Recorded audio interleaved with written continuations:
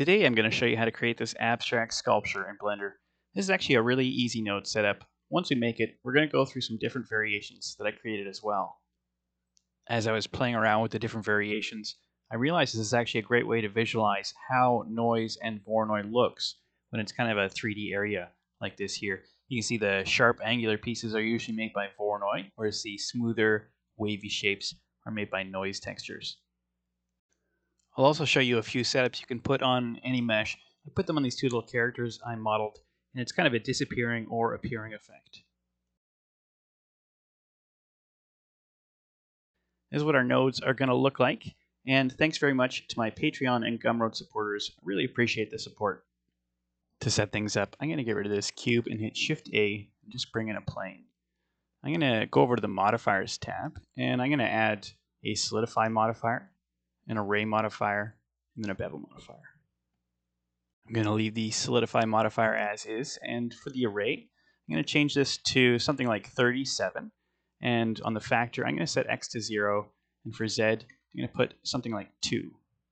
And I got this shape going on here, and then for the bevel, let's set that up to the amount being 0.01, and the segments 3.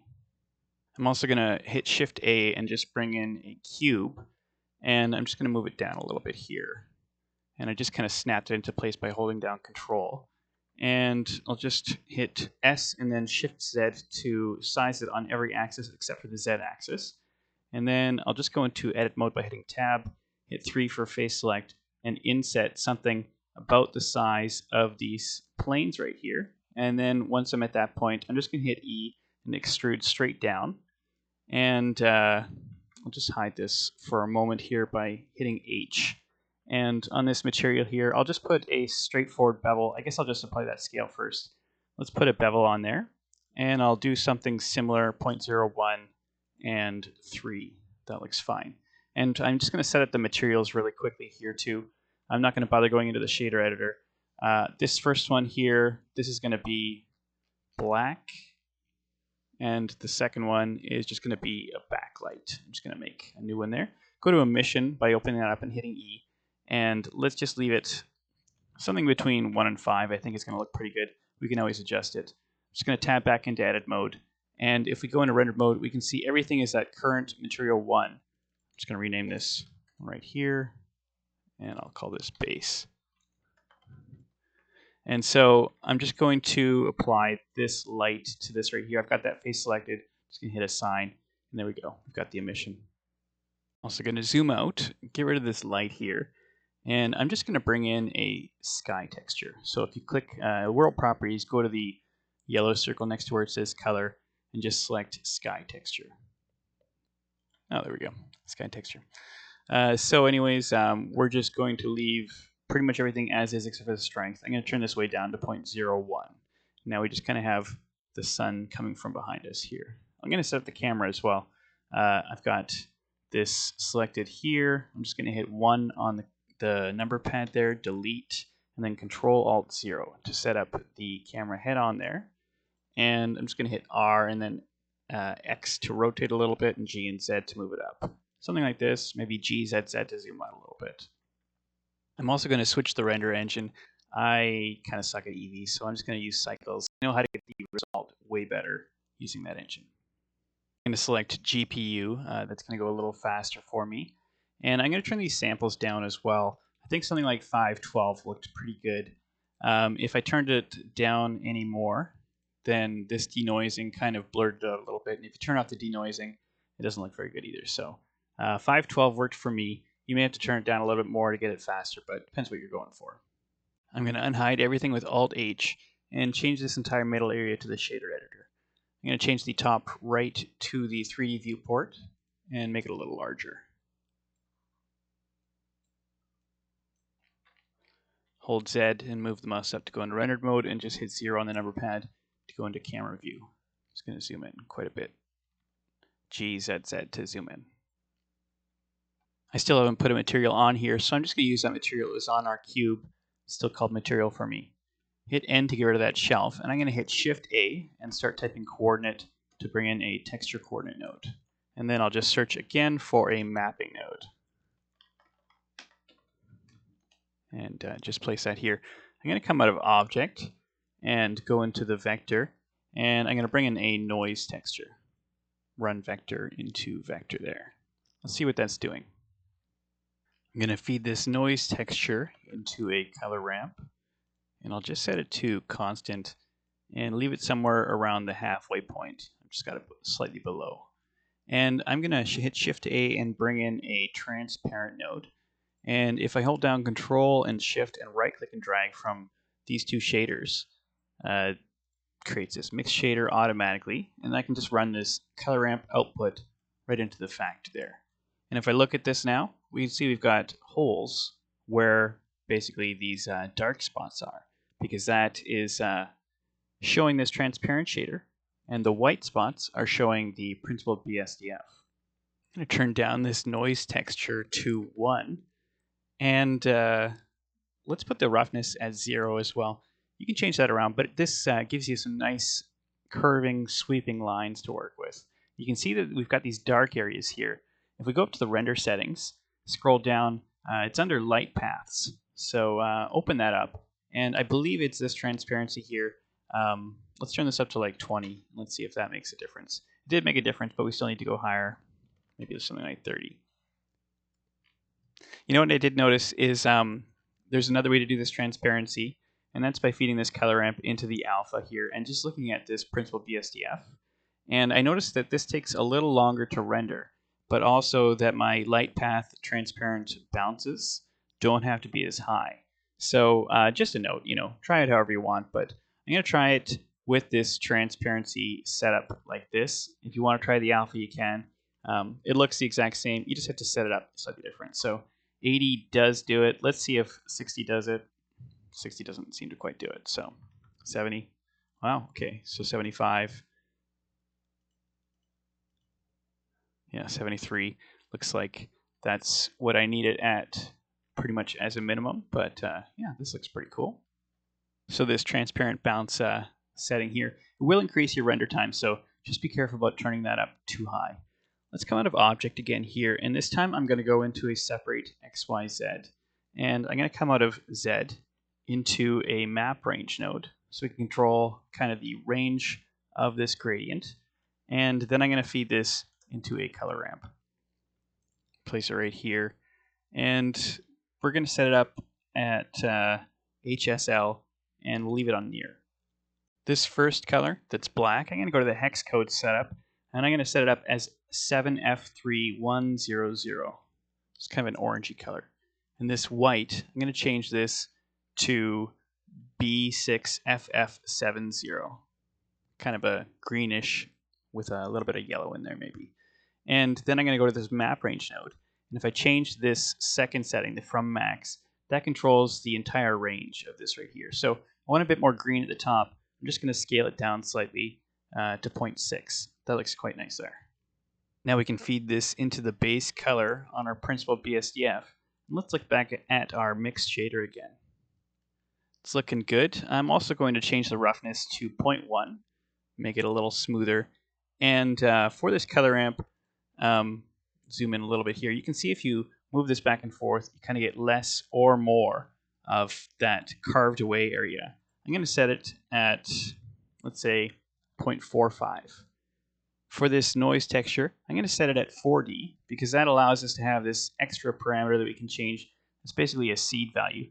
If we scroll through it, we can see some nice movement with those carved away points there. I'm going to set this at 1.85. That's the setting I kind of liked. Here's what it looks like from the front with this setting. And we'll leave everything else the same. That looks good. So I'm just going to discuss some ways you could change this around a little bit. I think these inner areas are very interesting. These curves are very nice. You get a lot of neat renders, especially if you size this up. Might be easier to work with the camera there. I'm just going to leave it as is though and play around with this. I'm going to duplicate this noise texture, place it right here, bring in a mix RGB, and run object into color 2. Then I effectively have this controller here that I can change the size of everything. This looks really neat. Kind of looks like a cave entrance there. And I could change the scale too. Why don't we go up to like scale 10 or something like that? and maybe leaving a little higher, 20, something like that. And I'm going to drag this factor up so that this smaller noise texture has a little bit less influence, something like this. What if we change this to 2D as well? Then it almost looks like stalagmites and stalactites in a cave. I'm going to hit Shift A here and just bring in a cube just for fun. I'll just try something here. You just hit 1 to go in side view and scale this. Go into wireframe so we can see a little bit better. I'm just trying to make this so that it covers everything just by a little bit there. Go back into rendered mode, and I'm going to set this material as a glass material. Whoops, jeez. So just call it glass, and I'm not going to do too much. We're just going to change the transmission to 1, and then just come up to the roughness. I'm going to set it to 0 or very close to 0, maybe something like this here. And I'll probably want to just change maybe the total or the transmission amount of bounces. I'm not sure which is going to be better. Can't really see in there. Is anything going to help? Oh, there we go.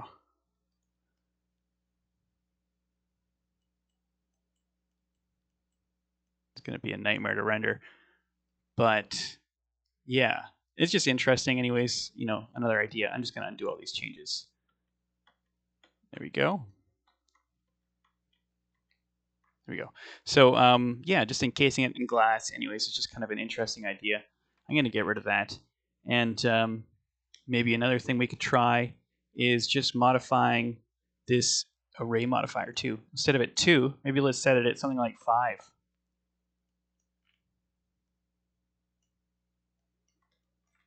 We could also set it something quite low, maybe 0.01.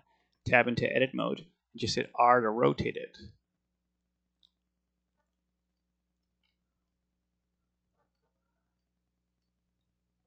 Just going to undo that. Also try this on a different mesh. I'm just going to select that and hide it. And just go into solid view for a second. And I'm going to maximize this by hitting Control and Space while hovering over that window. And I'm just going to bring in a cube with Shift A. Scale it down a little bit. Move it up here. Hit RR to go into trackball rotation mode. Just do that a couple times until I have, I don't know, a certain amount of cubes. And just move them around. Maybe scale a few down and up.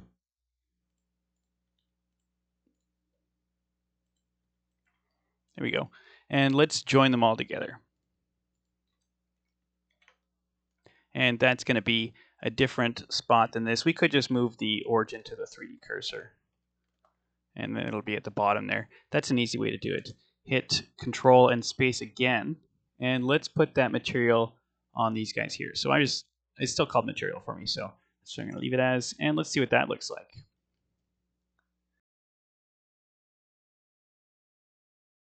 Some weird going on with the rotation. So I'm just going to reset these all to 0. Oh, actually, I'm just going to apply the rotation. That's what I should have done. And let's apply that scale as well. And let's go back here. I'm just going to make a new material so I don't change the first one. And this, get rid of that thing with N. This from max can be adjusted here to bring that level up a little bit so the gradient is more consistent.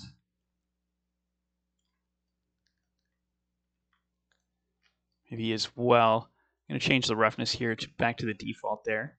And why don't we go a little more detail? And let's go maybe this is only 50.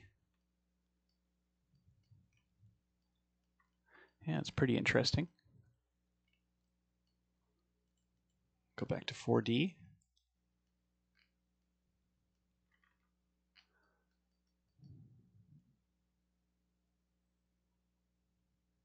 Yeah, interesting effect. Let's talk about something else we could add, and that is a voronoi node. So I'm going to take my model here, and right after this noise texture, I'm going to add 2 nodes. First of all, a mix RGB, and then a voronoi. I'm going to plug this vector output from the mapping node into color 2 on this mix RGB, and then this factor is a controller for how much influence this noise texture has on this voronoi here. If it's at 0, has quite a bit of influence. And if it's at 1, this noise texture might as well not even be there. You have the option on this color ramp to drag it to the left or the right, which is pretty interesting there. And you can't quite get the range where it's completely gone and completely there. So I'm just going to add a math note here, just an add. And let's just set this at 0. And then if we want, we can kind of manipulate this instead and, animate it there if we want, or just, set it here if we want. Leave this at something like 0.5, in the middle. Then we can move this back and forth. You're going to change the output from this voronoi. Just unplug that color. And, voronoi is quite fun to play around with. We can set the randomness to 0. And then if we move through here, you can see it's these circles. And you can see from the side how they're kind of interacting there as well. Just kind of being carved out from the side there. And if you change this to F2, we've got kind of a different pattern. It's the circle and then these 4 shapes around it. But those shapes are shared with each surrounding circle as well. So,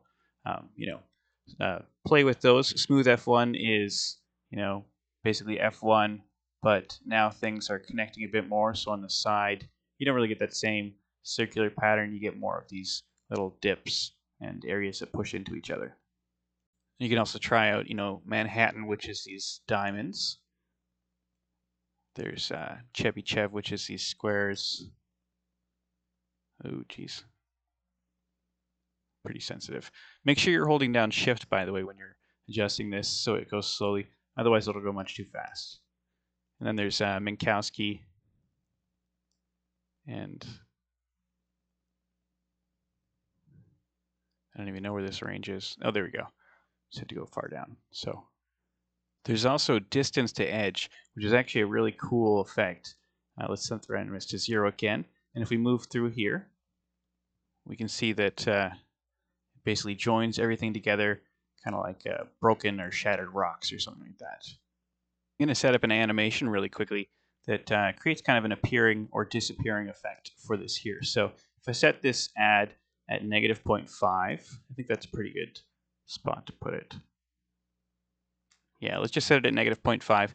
That'll work with more of these voronoi settings anyways, even though this one here appears right around 0. So just hover over this value field. Make sure you're at frame 1 or wherever you want to set the keyframe, although you can move it around really easily too. And just hover over this value field and hit the I key. I'm going to click on frame 50 here, and then in this value field, I'm going to set it to 0.5, and maybe 0.6. Actually, those cracks weren't quite gone at 0.5. And then I'll hover over this and hit the I key. Now we've got these 2 keyframes down here in the timeline. We can grab one or both and move them around with G as well. Why don't we just put them at 10 and 70, and then we'll set the end of this animation at 80. And now we can watch this play out appearing there. I'm going to change these settings on the voronoi back to F1 Euclidean and just see if these settings on this add node will work for this as well. So let's go to frame 10, and we can see that stuff is still visible here. So I'm just going to set this at 0.6 instead. I'm just over top of that other keyframe on frame 10. And I'm going to hover over this input field here when it's set to -0.6 and hit I just to rewrite that old keyframe. Let's go to this end here as well. This looks fine. And in fact, I guess it is finished up by about 0.4 or so, but having it go to 0.6 isn't too bad. I guess let's set it to 0.5. So set this to 0.5 and just override that by hitting I. It looks like this isn't quite enough at -0.6, so I'm going to set it at -0.7. So it looks like all of those pieces are gone now. This is actually a pretty handy way to visualize this as well. We just scrub through the timeline with the arrow keys and see the different possibilities. Just keep in mind too that the more open spaces there are, the longer the render time. So it does look cool, but if you have very big holes, very little, a lot of transparency, I guess I should say, then it's going to really increase that render time. In this setup here, I've got 2 branches of this noise, mix, voronoi, and add, and then I've got this noise texture right here going into this color ramp, creating a mask so that separates it into small areas and large areas. So it's kind of interesting. as you go down, you see the little guys come in and the big ones come in. You could choose to sync these up. I kind of, I did sync them up, but they're still moving at different speeds there. This other setup I made involves separating everything with a voronoi to create these angular shapes. Got a lot of transparency, and it's taking a long time to render. There's two things I'd recommend doing.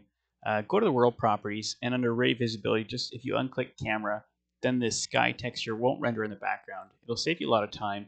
And also, this object here, just got my outliner open. I'm just going to turn off the render and visibility there. Something like this. It doesn't have that backlight down below, but you could put a light down there, and this would take a lot less time to render. I've got these two little soldiers that I modeled that are just supposed to be like little figurines.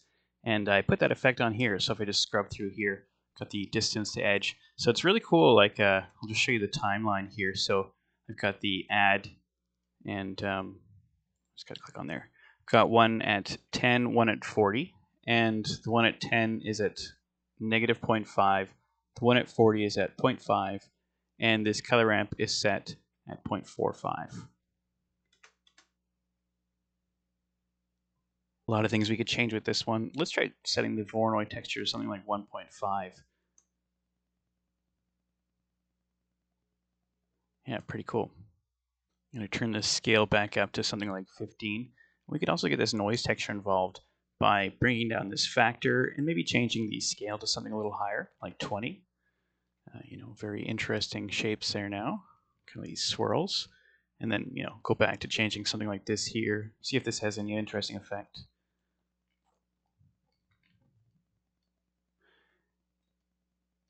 And some of these, they won't be at the end there. So let's, maybe adjust these keyframes here. It's solid at the end, but the beginning, we could take it down to maybe -1, even further. Something like -1.3 seems to work.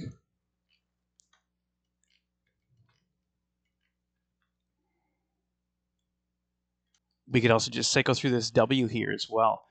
Maybe just go like this and have this swirling pattern with the same general parameters as what we got set up with that voronoi. Okay, that's it for today. Thanks very much for watching. And if you have any questions, just let me know in the comments. I'll do what I can to clear up any confusion.